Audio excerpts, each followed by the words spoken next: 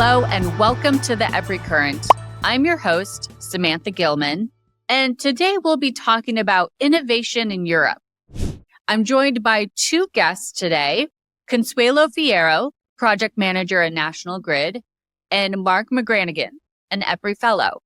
Now, innovation tends to be a big word. People love to talk about innovation, but what actually is innovation and what are companies doing to innovate?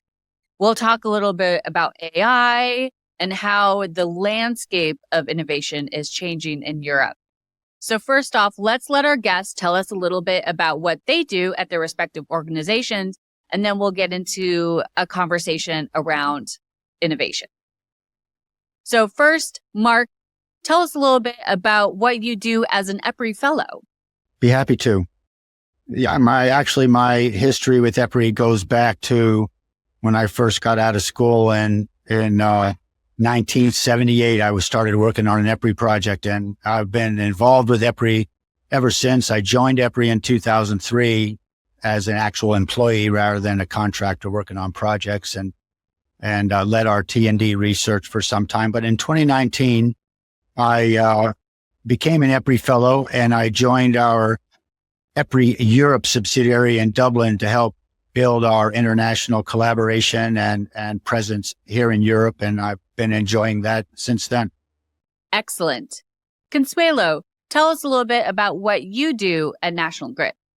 Yeah, definitely. So my history is not as long as Mark's, but it's definitely been quite as exciting. At National Grid, I'm part of the Innovation Management Office. So as a project manager, as you can imagine, there's loads of different initiatives that we drive, aiming to, all in all, just enable innovation across National Grid in the UK, but also in the US.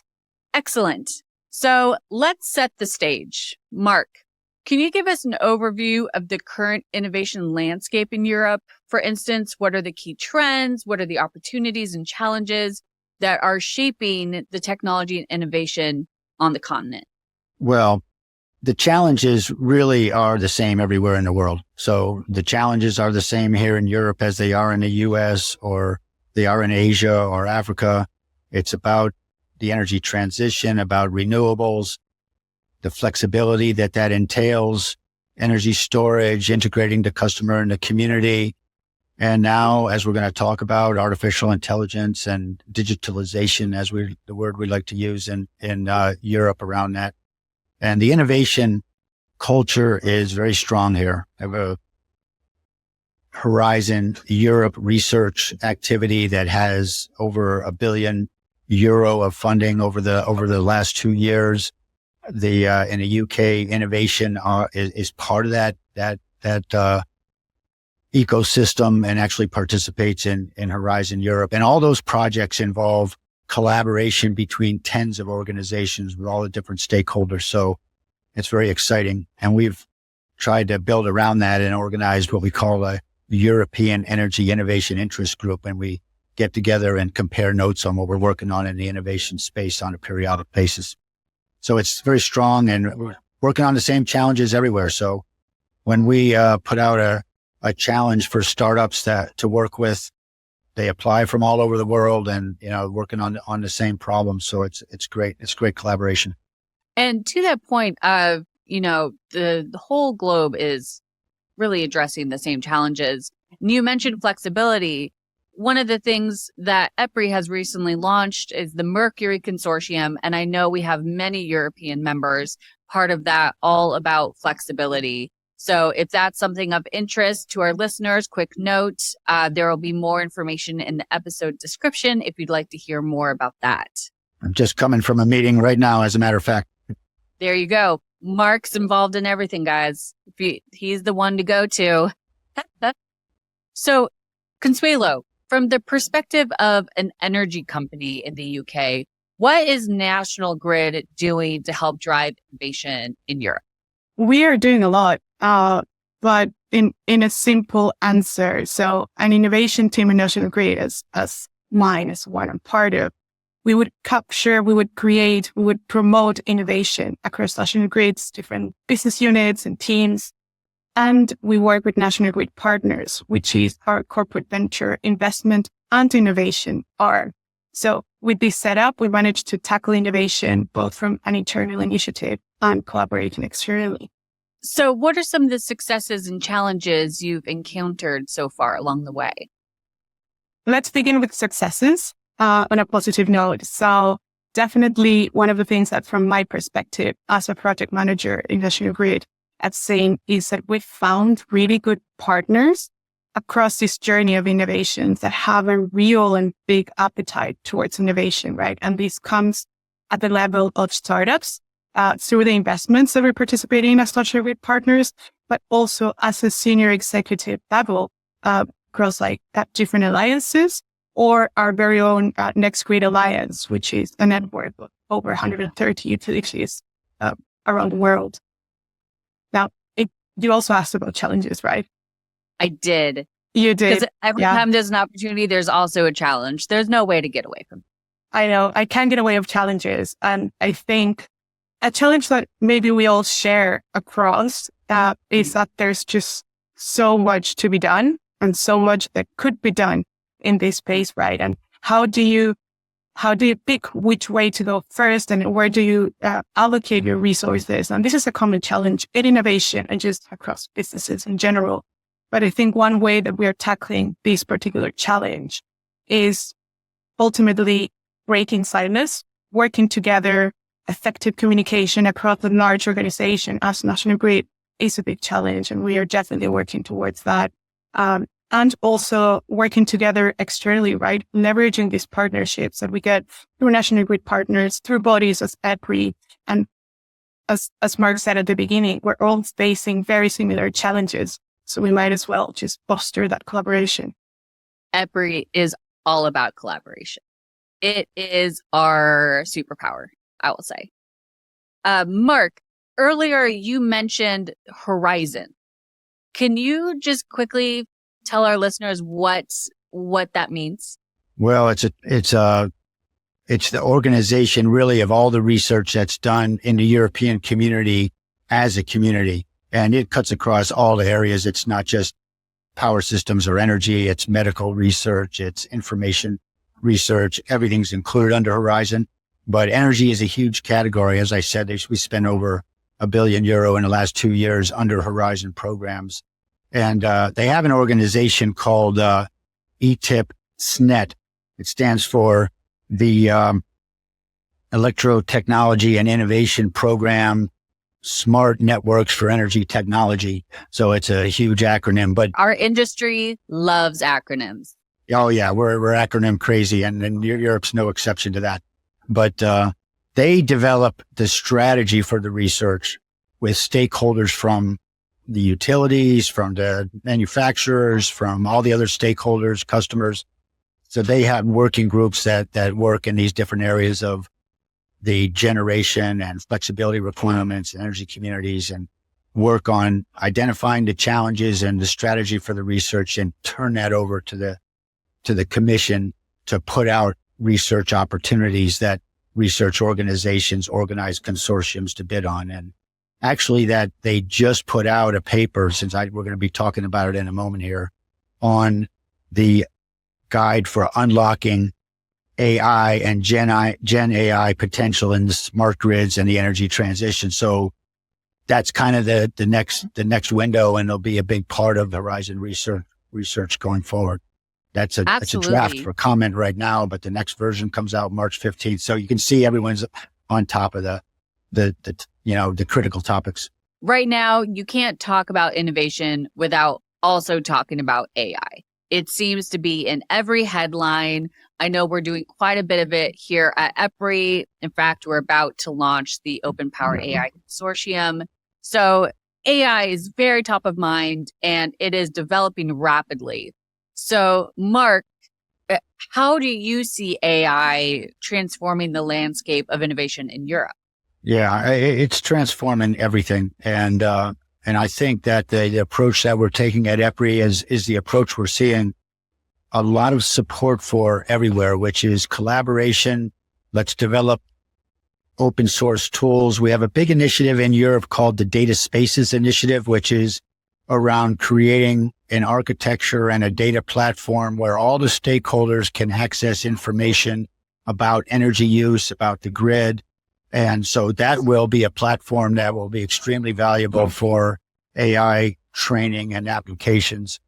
And I think that the Europeans will play a significant role in some of these initiatives that we're kicking off at EPRI, because thanks to Arshad, our boss, he's really got his arms around this open source and sharing, and let's develop a platform that everyone can use. And that is the attitude in Europe in general. So I think we'll really be able to build on that. And it is about applications that are very specific and solve specific problems that are going to be the challenge. And it requires data sharing for the training. It requires benchmarks. It requires, trying out these applications and making sure that they're not coming up with imaginary answers, that are coming up with, the right answers. So there's just a tremendous opportunity for collaboration and for innovation. So many startups are, in this space as well. So the infrastructure that we've built to organize startups and bring them and match them up with utilities like National Grid is going to be very important in this space as well. That's right. And again, it's that collaboration. Although if I could make one wish of AI, if it could just correctly spell words in its images, would be so helpful to me personally. So maybe we'll see if we can work that in. And quick note to our listeners, if you're interested in any of these initiatives we're talking about, it is in the episode description. So take a look there if you want to learn more. But Consuelo, how is National Grid beginning to integrate AI, and tell us a bit about that? Yeah, sure. So we are definitely integrating AI in different ways in our business or workforce, not as workforce, but supporting what we do. And if I paint you a picture here, I talked earlier about National Grid partners and our investments. So about half of those nearly 50 startups that National Grid Partners has invested in leverage AI in one way or another. And then of this portfolio, 80% has been strategically engaged within different business units and teams across National Grid. So yeah, we are integrating AI, and I could talk hours about this, but maybe I can give you a couple of examples of how we leverage it with these startups. Please, maybe not hours worth of examples, but maybe one or two of the really cool ones. Okay, I'll give you three. Three is a magic number. So all right, three. I can handle three. Okay. So first, we are using AI to help us reduce the storm-related power outages. So that's a big one that we're using AI Dash. That's one of our portfolio companies. We can also warn our engineers when critical equipment is about to fail. That's another portfolio company that we're leveraging there, called Abathon. And then the last one that's maybe a bit closer to our European listeners is Luminance. They're a UK-based startup, and they help us in National Grid and many other companies, big companies, to save time and money in our legal operations. So there's a really wide variety of kind of the scope that we are implementing AI in. And honestly, there's as Mark was saying, there's so many opportunities. And speaking of startups, Mark, you had mentioned the startups in Europe and globally that are working on this. Could you tell us a little bit about how EPRI is collaborating, our favorite word, collaborating with European institutions, but also how we're bringing in the startups, and maybe mention a little bit about IEL? I think our listeners would be interested. I'm happy to do that. I mentioned that in Europe in particular, we have this European Energy Innovation Interest Group where we get together and compare notes. We have a partnership with the European Space Agency, which also ties into the AI aspect, because satellite imagery and processing all that data can have huge benefits in terms of vegetation management and mapping the power systems and looking at energy use in a geographic sense. Anyway, there's a lot of things there.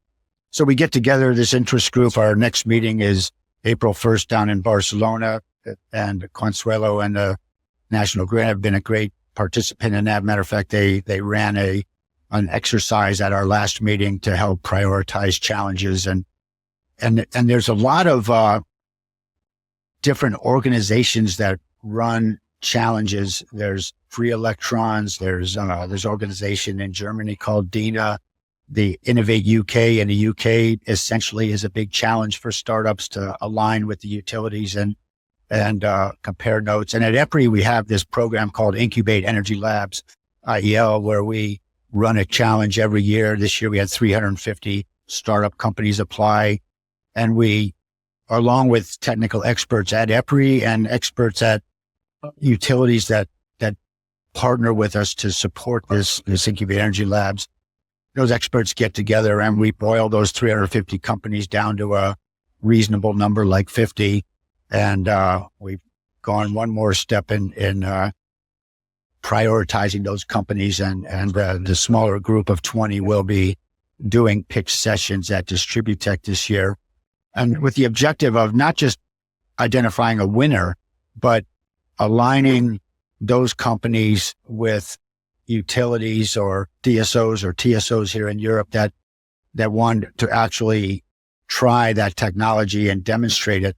And where that word collaboration comes in again is then we share the results of that demonstration or trial with all of the other members of the interest group and members of IEL, so that we can all learn from that, and with the whole objective to accelerate actually, adopting these technologies and using them, because that's the criticism that we get in the utility industry over and over again, that we're so slow to change and adopt new technologies, that we're just, stagnant, and we're changing that. We're adopting these new technologies, as Consuelo was talking about, some specific examples that energy impact partners and National Grid partners are examples of organizations that are really helping the utilities, match up with not just the big manufacturers and technology providers, but new technologies that are coming out of the woodwork.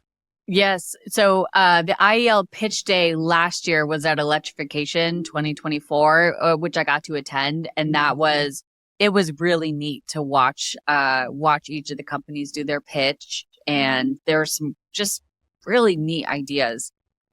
So it's a great program. Again, we'll drop some more information in the episode description. But I want to thank you, Mark and Consuelo. I know that we could talk about innovation and AI and collaboration forever.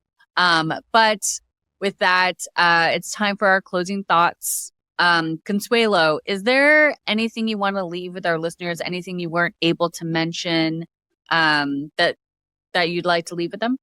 One thing that when we talk about innovation, we're probably too focused around the new technology and what's the loudest and the shiniest and the sparkliest and the funniest technology that we can have. But we should really be talking about the people. I think as we stated really early on, we are facing a really big challenge across utilities, but also across industries.